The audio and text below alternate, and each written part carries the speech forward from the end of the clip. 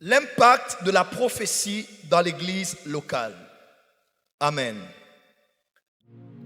Le concept prophétique ou le concept du prophétisme est un concept vu et lu et expérimenté dans les Saintes Écritures depuis Genèse jusqu'à Apocalypse. Du reste, notre Dieu s'identifie à la fin des Écritures comme étant, quand je dis Écriture, c'est-à-dire de la Bible pour notre cas d'espèce, comme étant le Dieu des esprits des prophètes.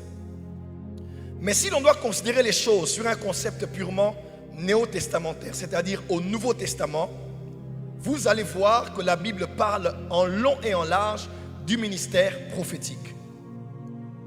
On parle, n'est-ce pas, dans Luc chapitre 24, lorsqu'il marchait avec les disciples qu'on appelle ceux d'Emmaüs, il disait: es-tu le seul qui ne sache pas qu'ici vécut un homme qui est mort récemment, qui était un puissant prophète en parole et en œuvre, Jésus-Christ de Nazareth. Parce que notre Seigneur Jésus-Christ était lui-même un prophète. Certes, il avait été précédé avec son cousin qui s'appelait Jean, identifié comme le Baptiste, qui était prophète, mais lui aussi, notre Seigneur Jésus-Christ, a été identifié comme étant un prophète. Dans Hébreux 1, verset 1, il est écrit ceci: autrefois, Dieu a parlé à nos pères par les prophètes, mais maintenant, il nous parle par le Fils.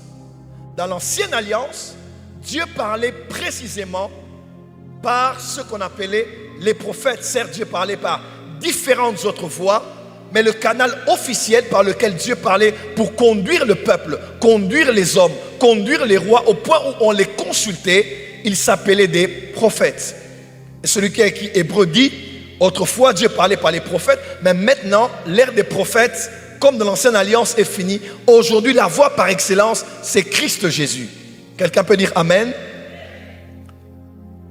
Et dans Éphésiens 4, à partir du verset 9 jusqu'au verset 14, l'apôtre Paul, lorsqu'il explique les choses concernant le gouvernement de l'église corps du Christ, l'apôtre Paul dit que ce même Jésus qui était allé dans les profondeurs, il était allé aussi dans les hauteurs, et il a fait des dons aux hommes.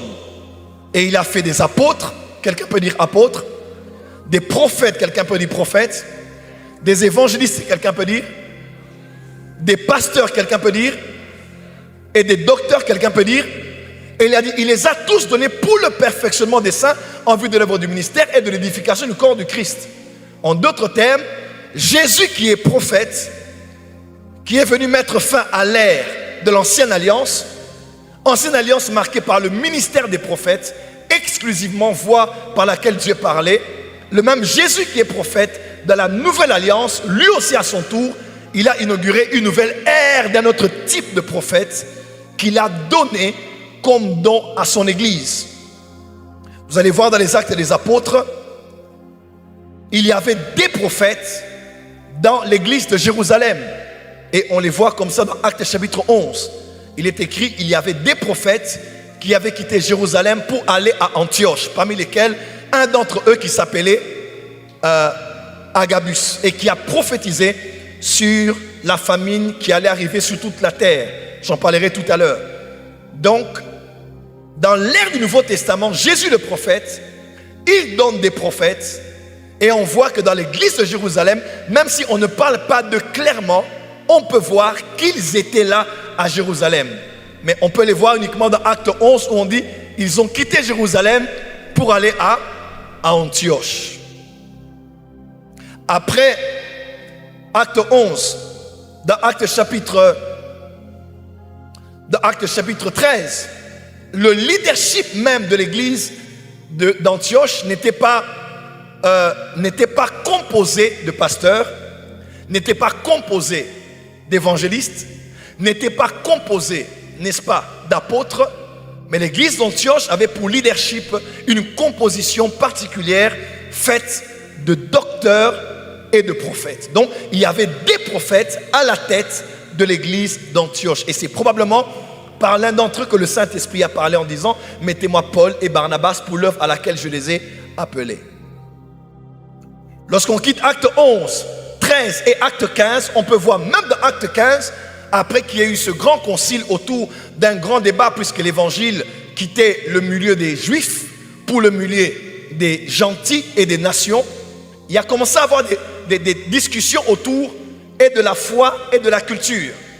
Ainsi, acte 15, versets 1 jusqu'à 4, on précise en disant qu'ils se réunirent à cause de deux sujets principaux, les aliments sacrifiés aux idoles, et ils se réunirent aussi pour la circoncision. Après qu'ils aient eu à parler, Jacques a imposé son droit de veto. Il était probablement le pasteur de l'église de Jérusalem. Il a dit, le Saint-Esprit et nous avons décidé ce qui suit. Il a commencé à citer ce qu'ils avaient décidé. Et dans Acte 15, verset 32, il est écrit, ils ont envoyé devant eux deux hommes, Jude et Silas, et on précise qui étaient tous les deux des prophètes. Donc Jude et Silas étaient là dans ce concile apostolique et prophétique. Et on a dit, pour aller faire un travail spécifique, Jude, tu es prophète, on va te joindre à Silas qui est prophète, et vous allez tous aller ensemble en mission. Là, on est dans Acte 15, verset 32. Donc nous voyons à Jérusalem des prophètes, on les voit dans Acte 11, Acte 13, ils sont dans le leadership, Acte 15, ils sont même dans le grand conseil et envoyés. Du reste, Jude, c'est le frère biologique de Jésus, c'est lui qui a écrit Jude avant Apocalypse, et Silas, c'est lui qui était avec Paul quand on dit Paul et Silas. Donc la louange qui a eu lieu à minuit dans la prison n'était pas que la louange de Paul et Silas, mais c'était la louange d'un apôtre et d'un prophète. C'était la louange apostolique et prophétique. Quelqu'un peut dire amen? Dis à ton voisin, aujourd'hui, nous allons faire une louange, une prière apostolique et prophétique. Donc le temps me manquerait de vous citer jusqu'à Apocalypse le nombre des prophètes qu'on a vus au Nouveau Testament dans l'Église. Mais pour aller plus loin, si je ne dois m'en tenir qu'à 1 Corinthiens chapitre 14, rappelez-vous, dans 1 Corinthiens chapitre 12, l'apôtre Paul parle aux Corinthiens, puisque c'est l'épître pastorale dans laquelle il est en train de... Un épître, n'est-ce pas, dans lequel il est en train de fixer des choses par rapport à l'église. C'était une église sainte, selon qu'il dit dans 1 Corinthiens 1, c'était des saints sanctifiés par Jésus, mais une église composée des bébés dans la foi, des enfants charnels, des chrétiens charnels, étant nés de nouveau, mais vivant dans le péché et dans la connaissance, et c'était au fait des népios, c'était des bébés spirituels généralement. Il a dû fixer beaucoup de choses dans 1 Corinthiens, mais aussi dans 2 Corinthiens. Et dans 1 Corinthiens 12, maintenant, il parle en ce qui concerne les dons de l'esprit. Je ne sais pas, mais ce matin, je sens qu'il y aura distribution des dons spirituels ici. Ton amen n'est pas fort, pourquoi? Ce matin, il y aura distribution des dons du Saint-Esprit. Dieu va libérer les dons de puissance ici. Le don des miracles, le don de guérison, le don de foi. Tu n'as pas dit amen, pourquoi? Dieu va libérer les dons d'inspiration ici. Il va libérer les dons vocaux ici. Le don de diversité de langue, interprétation de langue, le don de prophétie, le don de parole de connaissance, le don de parole de sagesse. Reçois cela au nom de Jésus. Alléluia. 1 Corinthiens 12, il parle des dons spirituels, comment ils sont répartis. Il en cite 9. Ensuite, il parle du corps du Christ et des membres et combien nous sommes impliqués comme membres dans le corps. Et au verset 28 de 1 Corinthiens chapitre 12, il dit, car Christ a établi premièrement dans l'église les apôtres, deuxièmement les prophètes. Donc là encore, acte 12, 1 Corinthiens 12, qu'est-ce que je dis? Il précise que Christ a établi les apôtres et les prophètes. Dis avec moi, les apôtres et les prophètes. Acte 13, après avoir parlé des dons spirituels, du corps et des ministères, acte 13, il parle de ce qui est plus excellent que tout. Il parle de l'amour, en d'autres termes de la charité. Ma prière que dans le corps du Christ en Martinique, au-delà des dons spirituels, au-delà des ministères, au-delà des manifestations, que nous puissions vivre dans l'amour. Car sans l'amour, même si vous prophétisez, vous êtes comme un cymbale qui retentit.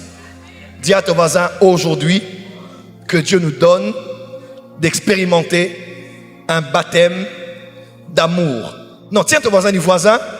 Aujourd'hui, que Dieu nous aide d'expérimenter un baptême d'amour. Dis à ton voisin, car celui qui prie en langue est moindre que celui qui prophétise. Celui qui prophétise est moindre que celui qui a l'amour. Dis à ton voisin, celui qui a l'amour est plus grand que ceux qui prophétisent et qui prient en langue. Dis à ton voisin, l'amour, encore l'amour et toujours l'amour. Acclame très fort si tu crois que c'est le plus important.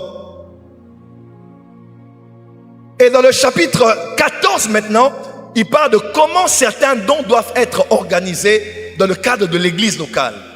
Il parle du parler en langue comme de la prière en langue. Quelque part, il parle du don de langue aussi, comme étant un don spirituel. Il parle de la prophétie.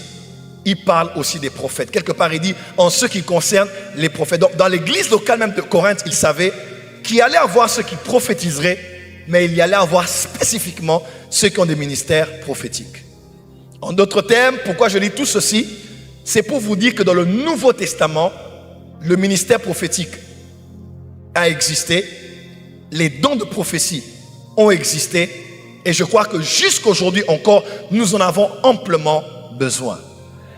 Qui est prêt à ouvrir les portes de son église, à ouvrir les portes de son esprit, à ouvrir les portes de son ministère, pour que le prophétique prenne place? Dis à ton voisin, Dieu des esprits des prophètes, viens et visite-moi. Question, que veut dire la prophétie? Est-ce qu'on peut commencer maintenant? Que veut dire la prophétie? Avant de vous donner 9 points qui expriment l'impact que la prophétie a dans l'église locale, j'aimerais vous parler très rapidement de ce que est la prophétie. Dis avec moi la prophétie. Change de voisin. Regarde à ton voisin, dis voisin. Aujourd'hui, il s'agit de la prophétie. Qui a un don de prophétie ici? Qui a un don de prophétie mais qui ne voit plus être manifesté comme avant? Qui a d'autres dons mais qui n'a pas le don de prophétie ici? Dans tous les cas, après ce culte,